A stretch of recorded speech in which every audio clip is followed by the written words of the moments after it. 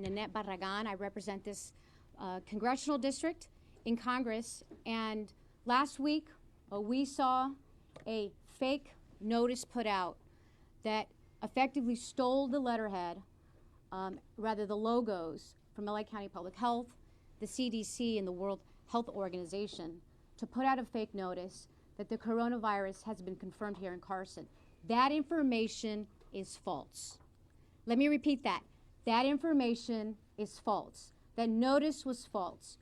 And we wanted today to make sure that we let the public know that that information was false and to call on the FBI to investigate who did this and to make sure they are prosecuted at the highest levels of government. Now, this coronavirus has caused a scare in our communities. We are receiving telephone calls, certainly after the notice went out. I even had firefighters from my district reach out to me when this notice went out. And so we need to make sure that everybody has the proper information. Now, the U.S. Centers for Disease Control and Prevention has been closely monitoring the situation regarding the novel 2019 coronavirus first detected in China in the city of Wuhan. The original cases were all tied to a fish and game market in Wuhan, implying the virus originally transmitted from animals to humans, but it has since been spread from person to person. The U.S. Health and Human Service Secretary Alex Azar just declared a public health emergency in order to help public health officials screen travelers and ensure resources are focused on the coronavirus. And if you have questions today about the screening that's happening at LAX, we will also be able to answer those questions. But the risk to most Americans is still small. Let me repeat that. The risk to most Americans is still small. Secretary Azar has emphasized that, quote, the risk to the American public remains low at this time, end quote. Now, the National Security Advisor, Robert O'Brien, said yesterday there is no need for Americans to panic. And I have to agree with that. There's no need for Americans to panic. 4 have been detected in California. We're seeing and hearing information about possible new cases. But right now we have only identified the 4. All 4 are people who recently traveled to Wuhan, or they're people who've had a spouse who traveled to Wuhan, China. And so we have also been talking to the mayor's office about the LAX process, and again, we'll have hear shortly from Dr. Davis, and who could also answer questions on that. So it's important that the news on this coronavirus comes from health officials and other experts. Spreading rumors or unverified information is not helpful, and in fact, it's dangerous. The type of misinformation that was spread last week, intentionally made to look like it was official news coming from public health organizations, is extremely irresponsible, and it was a serious action that cannot and will not be tolerated. That's why I'm calling for the FBI to launch a full-scale investigation to determine who created this false letter and to prosecute all those responsible to the fullest extent of the law. We also have copies of that letter available. During this investigation, we're asking the FBI to work closely with local law enforcement and state and local officials as well to make sure that whoever's involved in this forgery are brought to justice and to deter any future attempt to spread false information. So the public must be protected, and I look forward to working with law enforcement to make sure this is fully investigated. The one other point I'll make before I hand this over to Dr. Davis is just this morning I received notice from the Department of Homeland Security that we are being briefed on Wednesday from the Department of Homeland Security as a member of that committee on the coronavirus and any efforts being done through Homeland Security. There are, as you may know, Homeland Security has a cyber security operation, and so that may be helpful as well in an investigation when you're trying to pin down who's spreading false information on social media. And so with that, I'm going to turn it over to Dr. Davis, who is a health official with LA County Department of Public Health. Doctor? Thank you, and good morning, everyone. So I am Dr. Muntu Davis. I'm the County Health Officer with the Los Angeles County Department of Public Health. I will say again and repeat that the letter that was received noting that there was an outbreak in the city of Carson was false. It did not come from us. Anytime that we have a confirmed case, we always publicly notice that in a press release that also gets put up on our website. But this was not something that we would have done and not something that we did. And again, that information was false. The current situation that I've seen just as of today, in the United States, we have 11 cases. Those were majorly folks who had traveled inside of Wuhan City, China. There have been, I believe, as of today, I believe San Benito County announced that they had a case and there was a close contact, which was a household contact, as in the case of one in Chicago, as a close household contact of a person who was diagnosed with novel coronavirus that also became infected. So at this point, we do not have widespread infection inside of LA County nor inside of the United States. There is a specific link to Wuhan, China, and a specific link in terms of close, intimate household contacts, at least at this point, who have also been infected with novel coronavirus.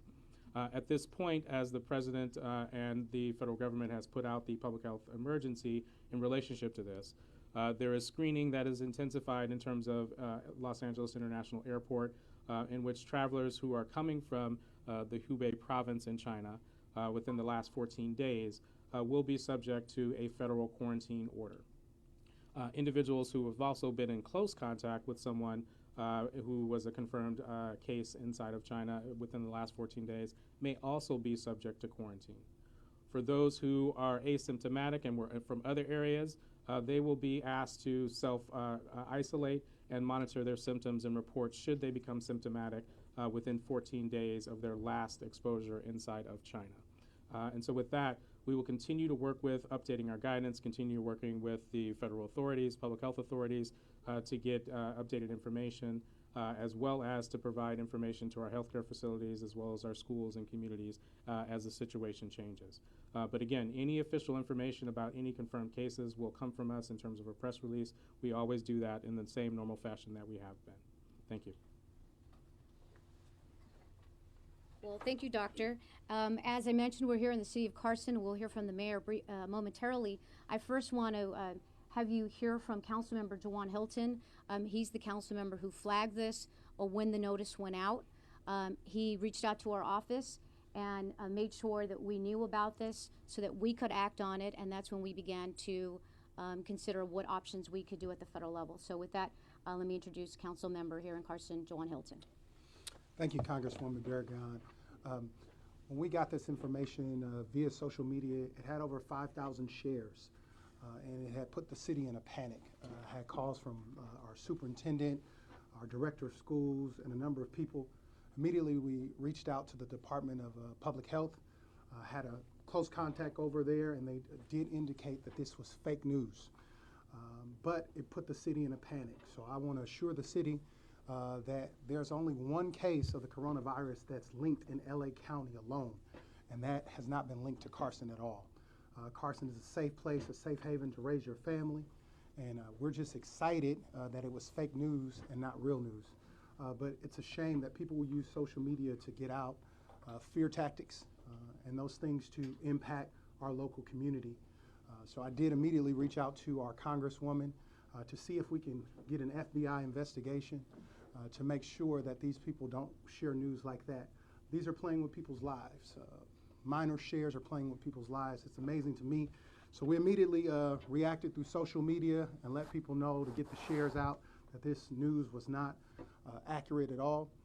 So I'm happy to report that we have a number of people sharing it, and they're still sharing it to this day. And people are fearful. They highlighted a number of businesses here in our community. They highlighted a number of our businesses here in our community, and as a result, some of those businesses lost business on that particular day. Sure. They highlighted 4 businesses here in our community, and as a result, some of those businesses lost business on that particular day. And for the last couple of days, we were extremely cautious because we have a number of schools here, 21 schools to be exact, here in the city of Carson, and our schools were extremely cautious in making sure that this virus wasn't actually in our community. And now I want to introduce the Mayor, Albert Robles, who has been working with us to making sure we could have this press conference and helping find the venue and making sure that we're getting information out to residents, not just here in Carson, but throughout the county and the city. Thank you. Thank you, Congresswoman. Good morning. While this letter, this social media letter was a hoax, and there have been other hoaxes around the country, this one was particularly more sophisticated and I believe specifically targeted at Carson, because Carson is a multicultural community. And so while the letter was fake, the xenophobia that it tapped into was not fake. That was real. And Carson being 25% Asian, I think the perpetrators targeted our community for that reason, and specifically on Thursday, of all days, a day that the City Hall would normally be open, we were closed on Thursday, which exacerbated the situation because as residents saw the social media and called into City Hall was closed. And that added to the heightened fear. When they came to City Hall, they saw that City Hall was closed. And we were closed in observance of Fred Kurumatsu Day, an Asian American who Carson is proud to be the first city to recognize as a paid holiday. I think the perpetrators were tapping into all those factors and picked Carson. I know our Sheriff's Department, working with other law enforcement agencies, are investigating this, and they are committed to make sure that the perpetrators are brought to justice. As the Congresswoman indicated, the FBI is involved, and these perpetrators need to know that they picked on the wrong community and they picked on the wrong city. Thank you. Great, and now I will introduce Councilwoman Lula Davis Holmes to also comment. Good morning. My comments are going to be brief. I want to extend a thank you to the Sheriff Department, to our Congresswoman, who's always responsive to whatever goes on in our great city of Carson, because this call went out and we were terrified. And to Jawan Hilton, to my colleagues, to our city manager, we were on the phone constantly trying to find, was this a hoax? And it was, because my phone was ringing off the hook. So my thank you to this team that we have here in the city of Carson. We're always proactive in our approach to whatever happens here in the city of Carson, because you live, work, and play in this great city, and we love it. Thank you very much for coming out. Thanks again to our Congresswoman. And last but not least, the council member here in Carson as well, Mr. Cedric Hicks. Good morning, everyone. Thank you to our Congresswoman for bringing this to the media, because all of you here are dispelling the myth, and I'm thanking you for each one of you for putting it out there. When the social media went out, I too was receiving phone calls. My biggest concern is, to those who are on social media, the information that you receive, don't believe it, because most times it's not true. And for our residents in the city of Carson, we are safe. We do not have the virus in our community. You can go about your daily activities without fear of being exposed to this virus. But understanding, I know that there's only one case has been identified in LA County. But be sure that we are working diligently with our health department to make sure that we do eradication of this disease in the entire community. But understanding in the city of Carson, we are safe, and I am glad that we have been able to put this out in our community, let people know that it's false. To our council persons and to all of our law enforcement who are working diligently to find out where it came from, I hope that once we do find out, that we do extend to the law of what's possible to prosecute the individual who did this. Great, and with that, if there's any questions, we'll take a few questions. So is it Yes. the... Can you just identify your outlet? Yeah, sorry, Chris and Carl, KFI News. Is it the belief then that this came from outside of Carson and specifically, I mean, according to the mayor here, you're saying that it was targeting Carson. Do we know where it came from, and was there a physical copy or just the digital copy of the letter? My understanding is it has been digital, and there is no information to allow us to comment on what the source of it is, unless anybody up here knows otherwise. This is why I think it's important that the FBI be involved, because we don't know if it was local, we don't know if it was across state lines, we don't know if it was international. There's no way to know right now on where the source is. So we need all available tools and resources, including, I think, the cyber security operations of the federal government between Homeland Security and the FBI. We need to make sure we pin this down. And as you know, nowadays, it's very hard to do that. Can you comment on the threat to public safety when there is a misunderstanding like this, not just here in Carson, but wherever there are hoaxes like this perpetrated with regard to the coronavirus? Well, it causes community panic, and people decide they don't want to go outside. They're afraid to go outside. Maybe they're not spending money in the economy. Maybe they decide they don't want their children to go to school. But it causes a lot of panic, and people don't know what to do. And so we think it is wrong, which is why causing fear and panic in the community is something that should be prosecuted at the highest levels. But as you've heard from the elected officials here, that they're getting lots of phone calls and a lot of panic struck here, and there was a lot of concerns. If anybody else wants to comment on any particular stories that you received, you're welcome to do that. As I listed, there were a number of businesses that were listed on this particular letter, and those businesses suffered as a result of that. So as the Congresswoman says, our economy slows down, our children, our schools were affected. We had the superintendent as well as the director of schools reaching out to us to ask us, was this real information? Because they were going to shut their schools down. So it's a great impede on public health. It's a great impede just on public alone when a fake hoax or this fake news gets shared on social media.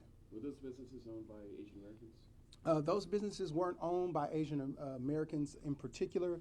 It was one, I believe Seafood City was there, a place where Asians are frequent. Walmart was on there, a community store. So basically, the four places that were on the list covered the whole city. One was on the north side, one was on the south side, one was on the east side. So it covered the whole city, so it put the whole city in a panic.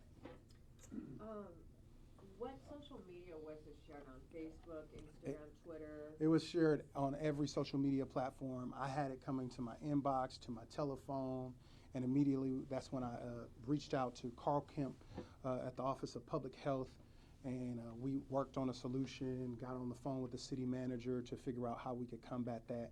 Because City Hall was closed, our PIO department was pretty much in a scramble where we couldn't get the information out. So I have a large social media platform, and I shared it on my social media platform and other platforms that we have here in our community to get the information out. Could you describe, I know we'll be able to see it, but when you had your first glance at this letter, did it look credible to you because of those logos? Absolutely, and the person whose name that was affixed to it works for the Department of Public Health. It looked very credible, and it was even shared by a credible doctor in our community that reached out to me and said, "Hey, someone shared this with me, and she's a doctor in our community, and we wanted to." I'm like, "This is not real." She said, "Well, another doctor shared it with me." So people were in a panic. I also want to just state that it's a serious crime when you're stealing logos from the World Health Organization and for the Centers for Disease Control, where people rely upon them to provide the information, and people they believe it. They rely on these organizations, and so that's very serious, and that's why I think this is so harmful, and that's why this is so dangerous. And that's why it's important that it be prosecuted at the highest levels, because we need to send that message that you can't just steal logos and cause fear in the community. And so when I saw it, and I'm a member of Energy and Commerce, and we do everything healthcare, so we are always dealing with the World Health Organization and the CDC. I saw the logos, and there was nothing to me that appeared that it wasn't true. And my first question to my staff was the person who signed it, is it actually somebody who works at public health, and confirmed that it was. And so by every means, this letter that was put out there was intended to cause fear and panic. Now, he mentioned a doctor was spreading it. I had a firefighter within the city, not in the city here, rather, within the congressional district, reach out to me, who got it from another firefighter. And so that just, you just begin to wonder, did they share it on social media? Are they now responding differently to calls because of the fear, right? And so it raises a lot of concerns. And when you have credible people, can you imagine if a firefighter put it out there? People are going to believe it. There's no reason to think that it's not true, and so that's why it's important. Alberto Godinez, Channel 62. Look to me that all you guys are reacting to a crime, but also show us that something happened and something has to be done to protect Americans.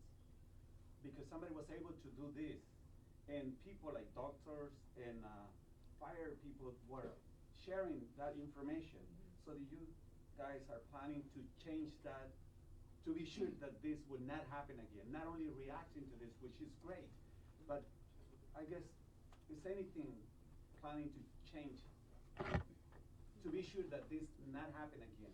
Well, that's part of why we need the FBI investigation, because we need a lot of questions answered on how it was done, to make sure that whatever we can do to prevent it, that we can.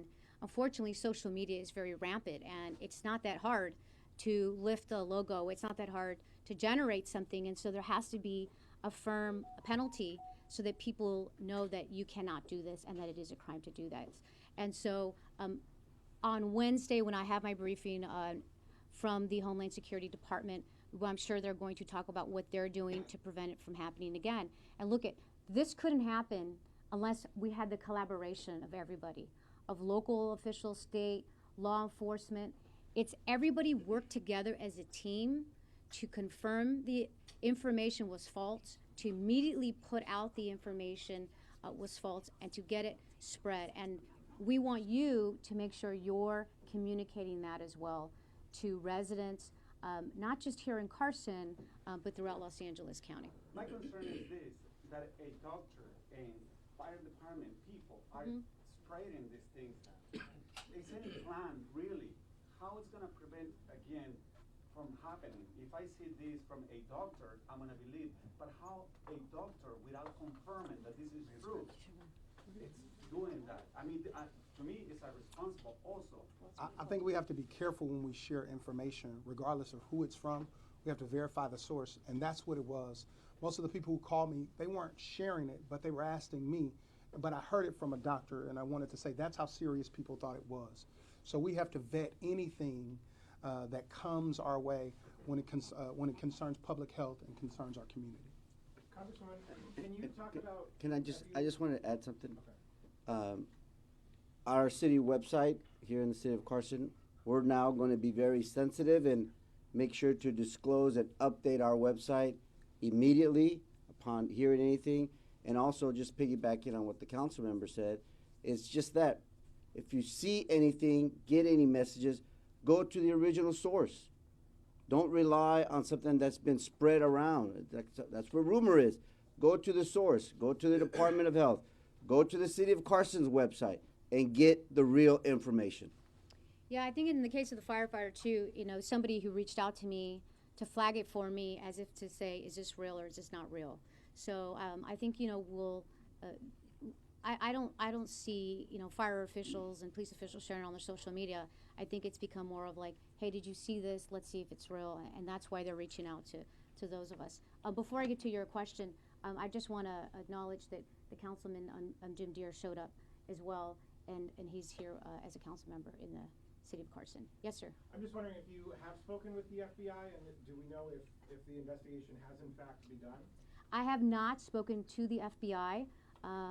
We have certainly, I've reached out to one of my colleagues who was at the FBI to talk about procedure and making sure that we use the right method to make sure that the FBI is fully involved and engaged.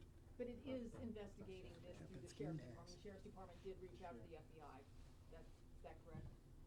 That's correct, we're co-investigating this. How long was it out there before you guys caught it? I could have been out there an hour, could have been out there 2 hours. We don't know, but my phone started instantly blowing up, and the Department of Public Health reached out to me. I have a personal friend over there because he knew that I'm active on social media and that we needed to get this word out. So we tried to coordinate with our city manager to make sure we got the word out, because I'm sure that every person in the community was getting calls. So within 1 hour, you had 5,000, there were 5,000 shares on? Oh, within 1 hour, it had went through the whole community. Yes, within 1 hour, it's 5,000 shares, particularly on the fake news. Yes. Anybody else? Could it have been a prank? I'm sorry? Could it have been a prank? A young teenager prank? It was pretty sophisticated for a young prank. It could have been. It doesn't matter. This is not going to be tolerated, and the scare that it causes into the community and what it's done needs prosecution at the highest levels to the fullest extent possible. And that's, I think, part of the reason we're doing this, is we need to send the message. This is not a joke. Public health is not a joke, and causing fear in the community is not a joke, and we will not tolerate it. Thank you all for joining us. I appreciate it.